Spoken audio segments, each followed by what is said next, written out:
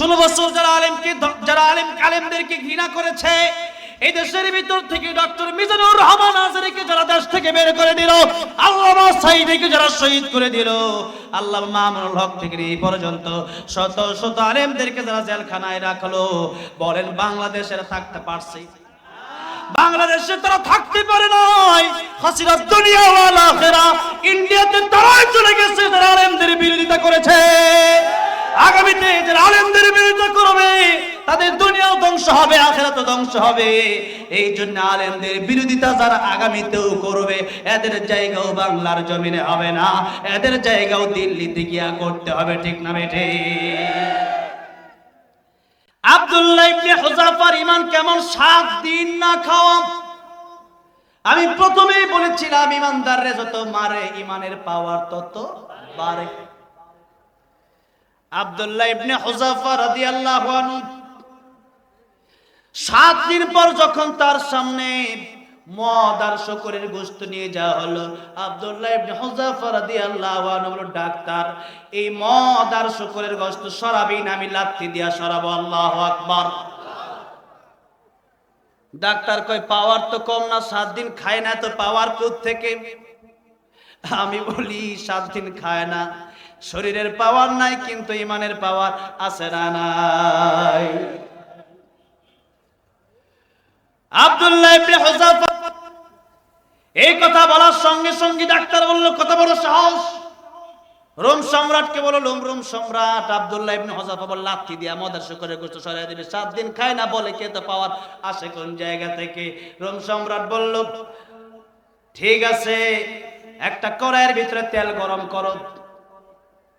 আব্দুল্লাহ ইবনে হুযাফাকে তেলের সামনে নিয়ে যাওয়া হলো। বলল, আব্দুল্লাহ ইবনে হুযাফা এখনো সময় আছে, তুমি খ্রিস্টান ধর্ম গ্রহণ করো, আর নয়তো তোমার এই তেলে ভাজবো। আব্দুল্লাহ ইবনে হুযাফা রাদিয়াল্লাহু আনহু ডাক দিয়া বললেন, মুসলমান তো শহীদ হওয়ার জন্য রেডি, তুই যতই বই দেখাস না কেন, আমি তেলের ভিতরে মরতে পারি, আমি শহীদ হয়ে যেতে পারি, কিন্তু খ্রিস্টান ধর্ম আমি গ্রহণ করব না। কারণ ইমানদার মুসলমানরা জানে শহীদ হওয়ার সাথে সাথে সাক্ষাৎ হয়ে যাবে কার সাথে? আল্লাহর সাথে। সৃষ্টি দেখেই মানুষ আত্মহত্যা করে, সৃষ্টি দেখেই মানুষ পাগল হয়ে যায়। আর এত সুন্দর সুন্দর সৃষ্টি যিনি করলেন তিনি কে? আমরা মাখলুক, খালেক কে? তাহলে সৃষ্টি যদি এত সুন্দর হয়, আমার আল্লাহ সুন্দর কম না বেশি? জোরে বলেন।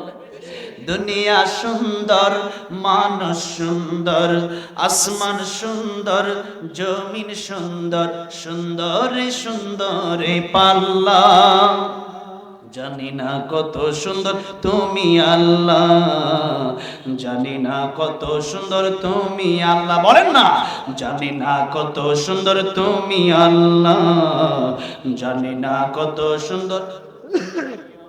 ঝরনা ছুটে চলে একে বেঁকে, পৃথিবীর বুকে কত ছবি একে, নদীর ওই কলতানে, সাগরের গর্জনে, ঢেউয়ে ঢেউয়ে দেয় পাল্লা, জানি না কত সুন্দর তুমি আল্লাহ, জানি না কত সুন্দর। জোরে কর সুবহানাল্লাহ। জান্নাতি যারা হয়ে যাবে মৃত্যুর পরে, আল্লাহ রাব্বুল আলামিনের সাথে তাদের সাক্ষাৎ হয়ে যাবে। আর আল্লাহ রাব্বুল আলামিনকে দেখার পরে মানুষ হাজার হাজার বছর তাকায় থাকবে, চোখ সরাতে পারবে না। সে আল্লাহকে দেখার ইচ্ছা আছে না নাই? আছে না নাই? আজকে সূরা রহমান আমি তেলাওয়াত করেছি। আল্লাহ রাব্বুল আলামিন জান্নাতের ভিতরে সূরা রহমান আল্লাহ রাব্বুল আলামিন তার বান্দাদেরকে তেলাওয়াত করে শোনাবেন। আয় আল্লাহ রাব্বুল আলামিন, আজকে যারা এই মাহফিলে আসলাম নবীনগরে, মেহেরবানি করে আয় আল্লাহ রাব্বুল আলামিন ওই জান্নাতের ভিতরে তুমি তোমার ওই মাহফিলে আমাদেরকে একটু জায়গা ব্যবস্থা করে দিও, বলেন আমিন। সূরা রহমান আল্লাহ রাব্বুল আলামিন বললেন, আর রহমানু আল্লামাল কুরআন খালাকাল ইনসান। আপনাদের কষ্ট হয়ে যাচ্ছে? 10 থেকে 15 মিনিট কথা বলবো, রাজি আছেন না নাই? আলহামদুলিল্লাহ, আল্লাহ কবুল করেন। এই শীতের ভিতরে যারা বসে আছেন, রাত যত গভীর হয় মানুষের দরজা বন্ধ হয়ে যায়, আর একজনের দরজা খুলে যায়, তিনি কে? আল্লাহ। আল্লাহ রাব্বুল আলামিন আরশে আজিম থেকে প্রথম আকাশে চলে আসেন আর ডাকতে থাকেন, আলা মিন মুস্তাগফিরিন ফাগফির লাহু, আলা মিন মুস্তারজিকিন ফারযুকহু, আলা মিন মুবতালান ফাউআফিয়াহু, আলা কাযা হাত্তা ইয়াতলু আল ফজর। বান্দা গভীর রাত হয়ে গেছে, মানুষগুলা ঘুমায় গেছে, এই সময় আমি আল্লাহ তোরে ডাকতেছি, কি দরকার আমার কাছে চা, চাইতে দেরি দিতে দেরি হবে না। আল্লাহু আকবার। মানুষের সাথে বেয়াদবি করলে পরে মানুষের কথা বলে না, ও মাফ যতদিন না চান আমি কথা বলবো না। আর আল্লাহ কই তুই বেয়াদবি করছস, তুই নাফরমান, তুই গুনাহগার, মাফ করে দেওয়ার জন্য আমি আল্লাহ বইসা রইছি। কি আল্লাহ পাইছে, এরপর বান্দা ঘুমায়।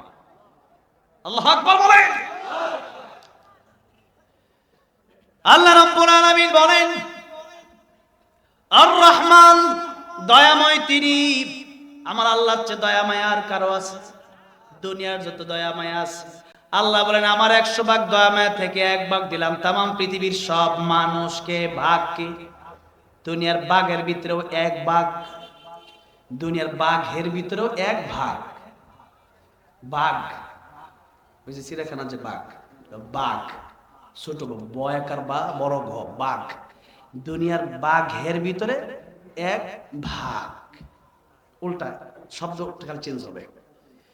দুনিয়ার বাঘের ভিতরেও 1 ভাগ, মুরগের ভিতরে, মুরগির ভিতরে 1 ভাগ। যার কারণে মুরগি নিজে বৃষ্টিতে ভিজে, তার বাচ্চাগুলোরে বৃষ্টিতে ভিজতে দেয়। মা বাড়িতে বাবা আপেল কমলা আনছে, তার 5 জন সন্তানের 5টা দিয়া দেয়, মা খায় না। এত মায়া, এত ভালোবাসা, এত দয়া তামাম পৃথিবীর সব মানুষ, সব পশু, সব মাখলুকাতকে মিলাই আল্লাহ দিয়েছে 1 ভাগ। আল্লাহর কাছে আছে 99 ভাগ। সুবহানাল্লাহ। আল্লাহ রাব্বুল আলামিন বলেন এত দয়া মায়া আমার। এবার শুনেন আল্লাহ রাব্বুল আলামিন সূরা রহমানের ভিতরে একটু পরে পরেই বলেছেন, যারা পারেন আমার সাথে ঠোঁট মিলিয়ে পড়েন, ফাবিআইয়ি আলাই রাব্বিকুমা তুকাযযিবান। তোমরা আমার কোন কোন নিয়ামতকে অস্বীকার করবে? পারবো? এখন যদি মরে যায়, এখানে পৃথিবীর এমন কোন বাপের বেটার ক্ষমতা আছে যে আমারে, আমার রুহুটা দিয়ে আমার বাঁচায় রাখতে পারে? কোন নেতার ক্ষমতা আছে? কোন পীরের ক্ষমতা আছে আমার বাঁচায় রাখতেছে? এই মুহূর্তে যে কথা বলতেছি, আমরা মরে গেলে, আমরা ইসলুকটা মরে গেল, কিন্তু না, আমরা বেঁচে আছি। কথা বলা দরকার ছিল যে আমরা কেমনে বেঁচে আছি, কেমনে কথা বলি, কেমনে চলি, এটাই আশ্চর্য। তার মানে আমাদের ভিতরে আল্লাহর কুদরত চলছে। কি চলছে? আল্লাহর কুদরত। ওই দিন একজন আলেম কথা বলতে বলতে তার জবান বন্ধ হয়ে গেছে, আর কথা বলতে পারছিল না। হ্যাঁ, রফিউদ্দিন নুরি ভাই। তো আমি যে কথা বলছি, আমার জবান বন্ধ হতে পারে কি পারে না? আলোচনা করার জন্য গেলাম, তো মাগরিবের পর আমার বয়ান, আসরের পর চিন্তা করলাম তো বুদ্ধিজীবী, তো তাদের কবর জিয়ারত করে আসে। তো জিয়ারত করতে করতে এক সময় দেখলাম একটা কবর লেখা ফিরোজ শাহ, মনে পড়ে গেল, গান গাচ্ছিল স্টেজে, 1 মিনিটের নাই ভরসা, সাঙ্গ হবে রং তামাশা, দম ফুরাইলে বন্ধু চক্ষু বুঝিলে। গান গাইতে গাইতে স্টেজেই মরণ হয়ে গেল। তো এই স্টেজে অনেকের মরণ হয়ে গেছে, এখানে আলোচনা শুনতে শুনতে অনেকের মরণ হয়ে গেছে। এখান থেকে বাড়ি ফিরে যেতে পারবেন কিনা তার কোনো গ্যারান্টি আছে? জোরে বলেন, গ্যারান্টি কোনো আছে? এই জন্য সব নিয়ামত তোমার আল্লাহর দেয়া। আল্লাহ বলেন যা দেখো, যা চলতেছ, কথা বলতেছ, সবই তো আমার আল্লাহর দেয়া। তবে শোনো, আল্লাহ আল কোরআন, দয়ার প্রথম কথাই আল্লাহ বললেন আমি তোমাদেরকে কোরআন শিখালাম। কি শিখালেন? মাদ্রাসা তো, তার কারণে একটু মাদ্রাসা নিয়ে একটু কথা বলবো, দ্বীনি শিক্ষা নিয়ে একটু কথা বলবো, শুনবেন তো? হ্যাঁ, এই জন্য সূরা রহমান তেলাওয়াত করলাম। আল্লাহ রাব্বুল আলামিন বললেন আল্লামাল কুরআন খালাকাল ইনসান। আমি আল্লাহ রাব্বুল আলামিন কোরআন শিখালাম, আগে মানুষ বানালাম, পরে আমরা তো দেখি আগে আসলো মানুষ, তারপরে শিখলো কোরআন। কিন্তু আল্লাহ বলেন না, কোরআন যদি না শিখো, জন্মগত যদি মানুষ হও, আসাদ নুর তো দেখতে মানুষ, কিন্তু কুকুরের চেয়ে খারাপ। তাসলিমা নাসরিন দেখতে মানুষ, কিন্তু গরু ভালো আছে, গরু দিয়া সমাজের উপকারে আসে, কিন্তু তাসলিমা নাসরিন দিয়া সমাজের ক্ষতি ছাড়া আর কিচ্ছু নাই। এই জন্য আল্লাহ রাব্বুল আলামিন বলেন কোরআন না শিখলে মানুষের মতো মানুষ হওয়া যায় না। আল্লামাল কোরআন, খালাকাল ইনসান।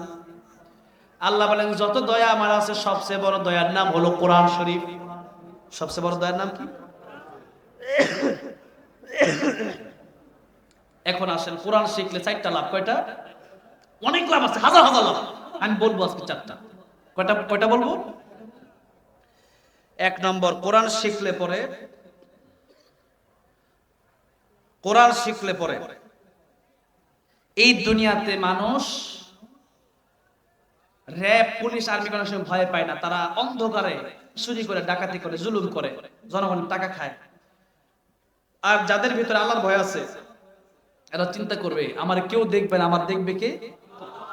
এই শিক্ষাটা পেলাম কোন জায়গা থেকে? ইংলিশ, অঙ্কে, বাংলায় না কোরআন শরীফে? কোরআন শরীফে।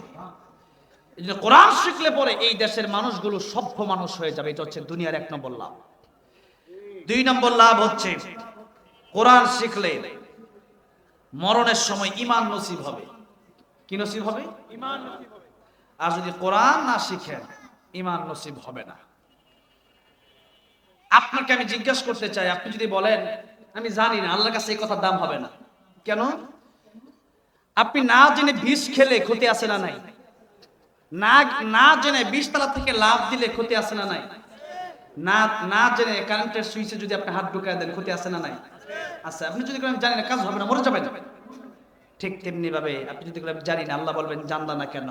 কেমনে খাইতে হয় শিখছো, কেমনে বিয়ে করতে হয় শিখছো, কেমনে দুনিয়াতে চলতে হয় তা শিখলা, কেমনে চাকরি করতে হয় শিখছো, ডক্টর কেমনে হয়তো শিখছো, ইঞ্জিনিয়ার শিখছো, কিন্তু কোরআন শিখলা না কেন? জবাব দাও, আগে এটার জবাব দাও।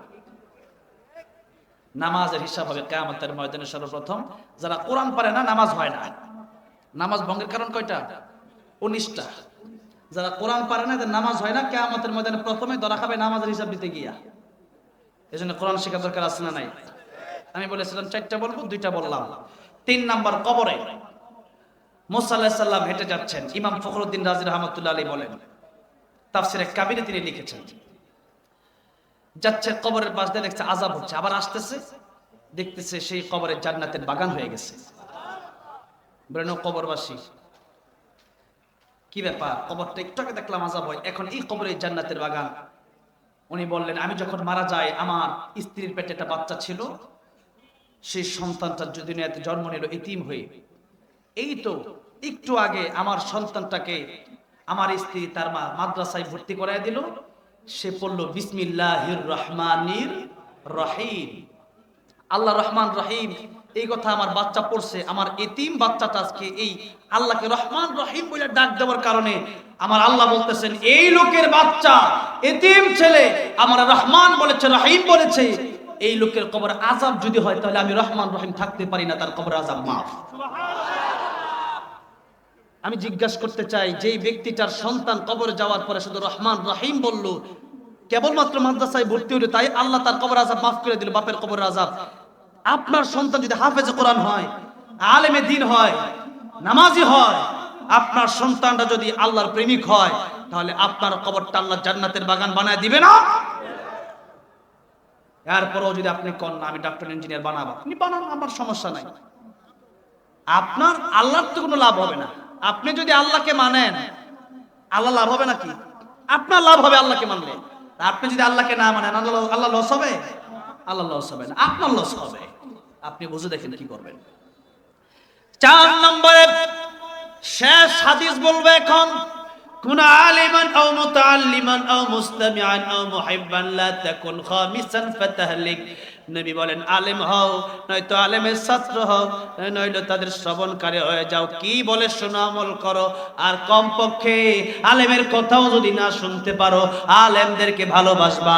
সাবধান, আলেমকে ঘৃণা করবা, ধ্বংস হয়ে যাবা। صليت على إبراهيم وعلى آل إبراهيم إنك حميد مجيد اللهم بارك على محمد وعلى آل محمد كما باركنا على إبراهيم وعلى آل إبراهيم إنك حميد مجيد اللهم آمين ربنا ظلمنا أنفسنا وإن لم تغفر لنا وترحمنا لنكونن من الخاسرين رب ارحمهما كما ربياني صغيرا رب ارحمهما كما ربياني صغيرا। আল্লাহ রাব্বুল আলামিন ঢাকার সাভার নবীনগর দারুন নাজাত বাইতুল কোরআন মাদ্রাসার উদ্যোগে আয়োজিত আয় আল্লাহ এত বিশাল সুন্দর এই প্রোগ্রামে আয় আল্লাহ রাব্বুল আলামিন আমি গুনাহগার আল্লাহ আলেমদেরকে নিয়ে হাফেজদেরকে নিয়ে আমার যুবক ভাইদেরকে নিয়ে মুরব্বী বাবাদেরকে নিয়ে মা বোনদেরকে নিয়ে হাতগুলো বাড়িয়ে দিলাম আয় আল্লাহ রাব্বুল আলামিন রাত 1টার উপরে বেজে গেছে আয় আল্লাহ রাব্বুল আলামিন কত মানুষ বিদেশি কম্বল নিয়ে শিমুল তোলার বালিশে আরাম করে ঘুমায় গেছে আয় আল্লাহ রাব্বুল আলামিন টাকা পয়সা নিবেতে দূরের কথা উল্টা দেওয়ার জন্য আমার হাজার হাজার যুবক ভাইরা মুরব্বী বাবাজিরা এই মাহফিলে গভীর রাত পর্যন্ত বসে আছে আয় আল্লাহ কিচ্ছুর আশায় না তোমার ক্ষমা তোমার ভালোবাসার জন্য এত রাত পর্যন্ত আমার যুবক ভাই মুরব্বী বাবাজিরা বসে আছে আয় আল্লাহ রাব্বুল আলামিন আমরা বড় গুনাহগার তোমার নাম গফফার মেহেরবানি করে আমাদের গুনার থেকে না তাকায়া তোমার রহমান রহিম গফফার নামের ওসিলায় আমাদের জিন্দেগীর গুনাহগুলি তুমি maaf করে দাও আয় আল্লাহ রাব্বুল আলামিন যারা আমার সাথে হাতগুলো বাড়িয়ে দিয়েছে জানি না কার জনম দুঃখিনী মা অন্ধকার কবর দেশে শায়িত জানি না কার প্রাণের বাবা অন্ধকার কবর দেশে শায়িত জানি না কার মাও নাই বাবাও নাই আয় আল্লাহ রাব্বুল আলামিন যাদের মা বাবা অন্ধকার কবর দেশে শায়িত দয়া করে মেহেরবানি করে প্রত্যেকের মা বাবার কবরগুলাই মুহূর্তে তুমি জান্নাতের বাগান বানায়া দাও আয় আল্লাহ রাব্বুল আলামিন অনেকের দাদা দাদি নানা নানি শ্বশুর শাশুড়ি আত্মীয় স্বজন বন্ধু বান্ধব পাড়া প্রতিবেশী অন্ধকার কবর দেশে চলে গেছে মেহেরবানি করে প্রত্যেকের কবরগুলো তুমি জান্নাতের বাগান বানায়া দাও আয় আল্লাহ রাব্বুল আলামিন এই মাহফিল করার জন্য যারা কষ্ট করলো টাকা পয়সা দিল শ্রম দিল মেধা দিল বুদ্ধি দিল এই পর্যন্ত আসলো বসলো হাতগুলো বাড়ায় দিল এই মাহফিল দুনিয়াতে শান্তি পরকালে নাজাতের ফয়সালা আমাদের জন্য তুমি করে দিও আল্লাহ রাব্বুল আলামিন যারা আজকের মাহফিলের জন্য এত কষ্ট করলো আসলো বসলো প্রত্যেকের মনের নেক বাসনা তুমি পুরা করে দাও আয় আল্লাহ রাব্বুল আলামিন বিপদ আপদ বালা মুসিবত থেকে হেফাজত করো জানি না কে কোন দুঃখ বেদনা নিয়ে তোমার দরবারে হাতগুলা বাড়ায় দিছে দুনিয়ার মানুষের কাছে দুঃখ বেদনা বললে তারা কি সাহায্য করবে তারা দূরে দূরে সরায়া দেয় আয় আল্লাহ রাব্বুল আলামিন তুমি এমন আল্লাহ এই মানুষগুলোকে তুমি ডাকতে থাকো আলা মিম মুস্তাগফিরিন ফাগফির আলা আলা মিম মুস্তারজিকিন ফারযুকহু আলা মিন মুবতালান ফাউআফিয়াহু আলা কাদা হাত্তা ইয়াতলু আল ফজর এই বান্দাকে তুমি ডাকতে থাকো লা তাকনাতু মির রাহমাতিল্লাহ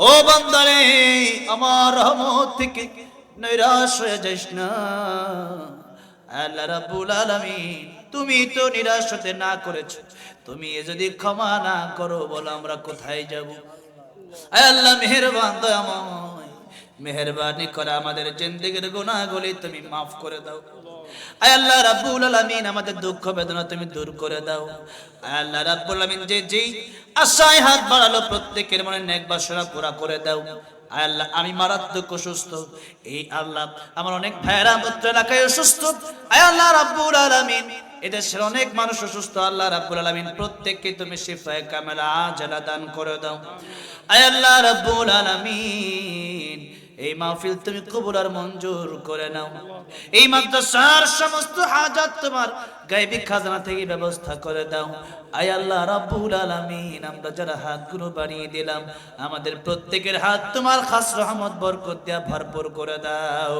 আয় আল্লাহ যা চাইলাম তাও দান করো যা চাই না আমাদের দরকার তুমি তাও দান করো আয় আল্লাহ রাব্বুল আলামিন অনেকের নাম জানি অনেকের জানি না আমার পাশে আমার তাওহীদ জামিল ভাই আয় আল্লাহ রাব্বুল আলামিন আমার জুনায়েদ আজহারী ভাই মাদ্রাসার মুতাইম সাহেব আল্লাহ অনেকে দোয়া চেয়েছে আল্লাহ প্রত্যেকের মনের নেক বাসনা পুরা করে দাও আয় আল্লাহ রাব্বুল আলামিন আখিরি ফরিয়াদ জানি না কার আশেপাশে মানাকুল মাউত আজরাইল দাঁড়ায় আছে জানি না কার জন্য মসজিদের খাট অপেক্ষা করছে। আয় আল্লাহ, জানি না কার জন্য বাজারে কাফনের কাপড় চলে আসছে ইতিমধ্যেই।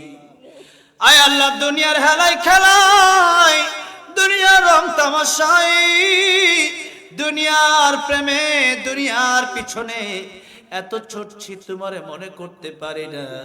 আয় আল্লাহ, তোমার কথা বারবার বলে যাই, বারবার তওবা করি, বারবার তওবা ভেঙে ফেলি। আয় আল্লাহ, কবিরা গুনাহ নিয়ে যদি কবরে যাই, ওই কবরের চাপ, সাপের কামড়, ফেরেশতার আগুনের লোহার বাড়ি আল্লাহ সইতে পারবো না। যেই ঘরের সাথী নাই, যে ঘরে বাতি নাই, আয় আল্লাহ রাব্বুল আলামিন, কবরের শাস্তি, জাহান্নামের আগুন সহ্য করার মতো কোনো ক্ষমতা আমাদের নাই। আয় আল্লাহ রাব্বুল আলামিন, মেহেরবানি করে খাঁটি ইমানদার, খাঁটি মুসলমান তোমার ওলি বানায় আমাদের মরণ দিও। আয় আল্লাহ রাব্বুল আলামিন, শহীদে মৃত্যু দিও। আয় আল্লাহ রাব্বুল আলামিন, শেষদারত অবস্থায় মৃত্যু দিও। আয় আল্লাহ রাব্বুল আলামিন, এই পৃথিবীর আলো বাতাস, মা বাবা ভাই বোন আত্মীয় স্বজন, চন্দ্র সূর্যের আলো ছেড়ে যেদিন 3.5 হাত মাটির ঘরে অন্ধকার কবর দেশে চলে যাব, শেষ নিঃশ্বাস যেদিন ত্যাগ করব, মালাকুল মউত আজরাইল যেদিন চলে আসবে, প্রত্যেকের জবানে জারি করে দিও লা ইলাহা ইল্লাল্লাহ মুহাম্মাদুর রাসূলুল্লাহ সাল্লাল্লাহু আলাইহি ওয়াসাল্লাম। আসসালামু আলাইকুম ওয়া রাহমাতুল্লাহি ওয়া বারাকাতুহু।